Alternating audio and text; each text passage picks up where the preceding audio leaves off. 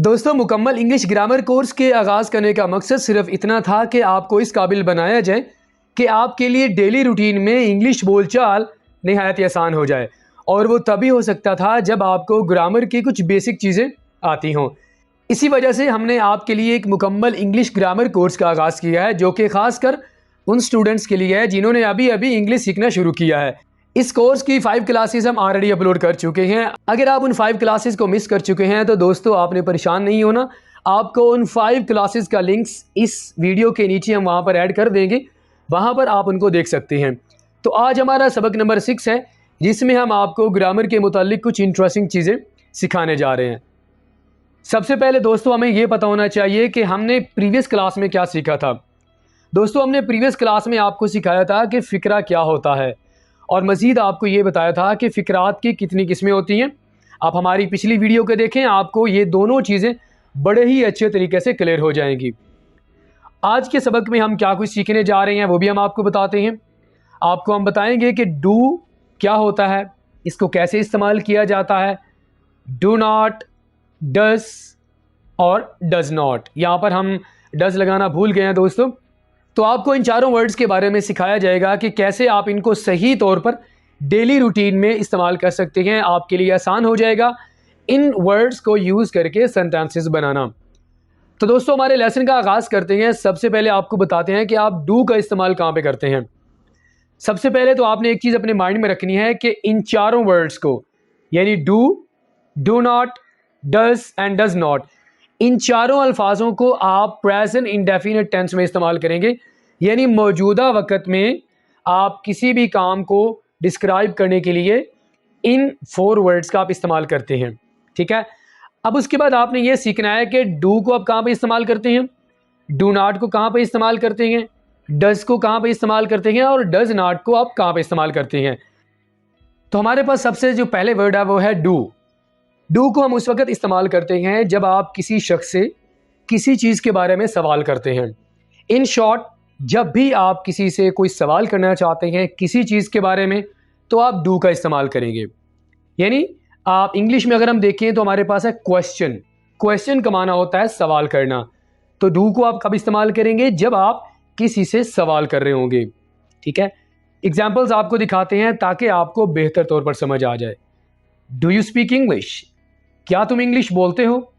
Do you speak English, क्या तुम English बोलते हो। Do we write a letter, क्या हम खत लिखते हैं। डू वी टेक टी, क्या हम चाय पीते हैं। Do I go to school, क्या मैं स्कूल जाता हूं। तो दोस्तों, जैसा कि आपने इन एग्जाम्पल्स में देखा कि हम डू का इस्तेमाल उस वक्त कर रहे हैं जब हम किसी से आगे सवाल कर रहे होते हैं। तो ये चारों एग्जाम्पल्स में हम आगे वाले से कुछ ना कुछ पूछ रहे हैं। आमतौर पर स्टूडेंट्स कंफ्यूज हो जाते हैं कि डू को आपने कौन से सब्जेक्ट के साथ इस्तेमाल करना है। तो ये चीज़ सीखना भी आपके लिए बहुत ज़रूरी है। दोस्तों, डू का इस्तेमाल आप इन सब्जेक्ट के साथ करेंगे। You, we, I, they. You का माना होता है तुम, वी हम, आई मैं, दे वो। तो ये चारों सब्जेक्ट्स हैं जिनके साथ आप डू का इस्तेमाल करेंगे। डू को आप हमेशा शुरू में क्यों इस्तेमाल कर रहे हैं, वो इसलिए क्योंकि जब भी हम किसी से कोई सवाल करना चाहते हैं तो हम हेल्पिंग वर्ब को हमेशा सेंटेंस के शुरू में लेके आएंगे, बाद में लेके नहीं आएंगे। ठीक है दोस्तों, आगे हमारे पास है जी इसका मनफी, जिसे हम डू के साथ नॉट लगा के ये हमारे पास बन जाएगा नेगेटिव। यानी जब हम किसी चीज़ की कोई नफ़ी करना चाहते हैं, हम ये बताना चाहते हैं कि भाई मैंने कोई काम नहीं किया, या मैं कोई काम नहीं करूँगा, या मैं कोई काम नहीं करता।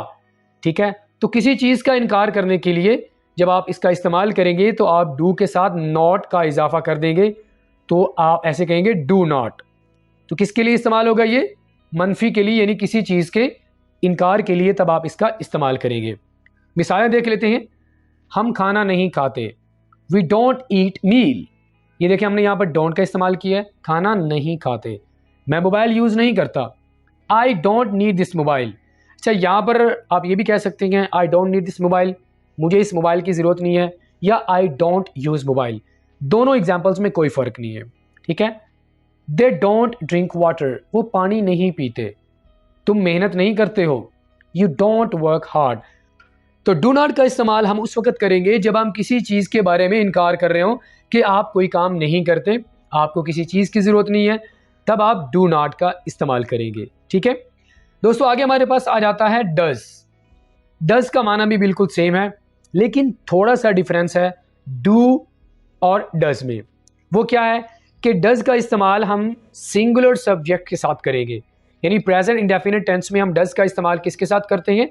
सिंगुलर सब्जेक्ट के साथ करते हैं। और डज का इस्तेमाल हम उस वक्त करते हैं जब हम किसी चीज़ के बारे में कोई सवाल करना चाहते हैं। डू को भी हम सवाल के लिए इस्तेमाल करते हैं, डज को भी हम सवाल के लिए इस्तेमाल करते हैं। ठीक है, कुछ एग्जाम्पल्स देख लेते हैं ताकि हमें थोड़ा सा समझ आ जाए कि डू और डज में क्या फ़र्क है। क्या अहमद फ्रांसीसी बोलता है? Does Ahmad speak French? क्या बारिश होती है? Does it rain? क्या वो चॉकलेट पसंद करती है? Does she like chocolate? क्या वो खाना खाता है? Does he eat meal? दोस्तों यहाँ पर मेरे ख्याल में सिर्फ एक डिफरेंस है, वो ये है कि डज और डू को आप शुरू में इस्तेमाल कर रहे हैं, डू को भी आप सवाल के लिए इस्तेमाल करते हैं, डज को भी आप सवाल के लिए इस्तेमाल करते हैं। फ़र्क सिर्फ दोनों में इतना है कि डू का इस्तेमाल आप प्लूरल सब्जेक्ट के साथ करते हैं, यानी दोनों के जो सब्जेक्ट्स हैं, जो फाइल हैं, वो डिफरेंट हैं। ठीक है, डज के जो फाइल हैं वो हमारे पास शी, ही और इट। डज का इस्तेमाल आप इन तीनों सब्जेक्ट के साथ करेंगे, जबकि डू का इस्तेमाल आप करेंगे आई, वी, यू, दे। ठीक है, डज का इस्तेमाल आप तब करते हैं जब आप थर्ड पर्सन के बारे में बात करना चाहते हैं, ये एक और डिफरेंस भी है, यानी जब आप थर्ड पर्सन के बारे में कोई बात बताना चाहते हैं तब आप डज का इस्तेमाल करते हैं। डू का इस्तेमाल आप तब करते हैं जब आप फर्स्ट पर्सन के बारे में बात करनी हो या आपने सेकंड पर्सन के बारे में बात करनी हो, तब आप जो है डू का इस्तेमाल करते हैं, यानी डू के साथ जो आप सब्जेक्ट इस्तेमाल करते हैं वो सिंगुलर होते हैं। तो आई होप कि ये छोटा सा डिफरेंस आपको समझ आ गया होगा। दोस्तों यहाँ पर तो आपने ये सीख लिया कि डज को आप सवाल के लिए इस्तेमाल करते हैं, लेकिन अगर हम डज के आखिर में नॉट लगा देंगे तब इसकी सिचुएशन थोड़ी सी डिफरेंट हो जाएगी। अगर आप इसके साथ डज के साथ आप नॉट लगा देंगे तो हमारे पास इसका जो इस्तेमाल होगा वो थोड़ा सा डिफरेंट हो जाएगा। तब हम डज नॉट का इस्तेमाल करेंगे मनफी के लिए, जिस तरह आप डू नॉट का इस्तेमाल करते हैं किसी चीज़ के इनकार के लिए, इसी तरह आप डज नॉट का इस्तेमाल भी किसी चीज़ के इनकार के लिए आप इस्तेमाल कर सकते हैं। ठीक है, मज़ीद हम एग्जाम्पल्स देख लेते हैं। वो इंग्लिश नहीं बोलती, she doesn't speak English. She doesn't, यहाँ पर हम इसको डजेंट बोलेंगे। ठीक है, इसका एब्रीविएशन यूज़ करेंगे क्योंकि जब आप स्पीकिंग कर रहे होते हैं तो आप डज नॉट नहीं कहते बल्कि आप डजेंट कहते हैं। वो चाय नहीं पीता, ही डजेंट ड्रिंक टी। वो सफ़र नहीं करती, शी डजेंट ट्रैवल। यहाँ बारिश नहीं होती, इट डजेंट रेन हियर। तो आई होप कि आपको ये समझ आ गया होगा। अब मैं चाहूँगा कि थोड़ा सा आपको इनका खुलासा बता देते हैं। दोस्तों डू का इस्तेमाल हम करते हैं सवाल के लिए, और डू नॉट का इस्तेमाल आप करते हैं जब आप किसी चीज़ के बारे में इनकार करना चाहते हैं। इसी तरह डज का इस्तेमाल आप करते हैं यानी किसी चीज़ के बारे में सवाल करने के लिए, और आप उसको इस्तेमाल करते हैं थर्ड सिंगुलर सब्जेक्ट्स के लिए यानी थर्ड पर्सन के लिए। डज नॉट का इस्तेमाल आप करते हैं किसी चीज़ के बारे में अगर आप इनकार करना चाहते हैं तब आप डज नॉट का इस्तेमाल करते हैं। ठीक है, तो आई होप कि ये लेसन आपको समझ आ गया होगा। अगर आप चाहते हैं कि आप हमारे इस सबक नंबर 6 की प्रैक्टिस करें, ये हमारे पास यहाँ पर प्रैक्टिस मौजूद है दोस्तों। आप इस प्रैक्टिस को अटैम्प्ट करके नीचे हमें कमेंट बॉक्स में सेंड कर सकते हैं। अगर आप चाहते हैं कि हम आपकी प्रैक्टिस को अच्छे तरीके से चेक भी करें तो आप हमारे जो व्हाट्सएप नंबर है वहाँ पर कॉन्टैक्ट करके वहाँ पर आप अपनी जो प्रैक्टिस है वो सेंड कर सकते हैं। हम इंशाल्लाह आपकी प्रैक्टिस को अच्छे तरीके से चेक करेंगे।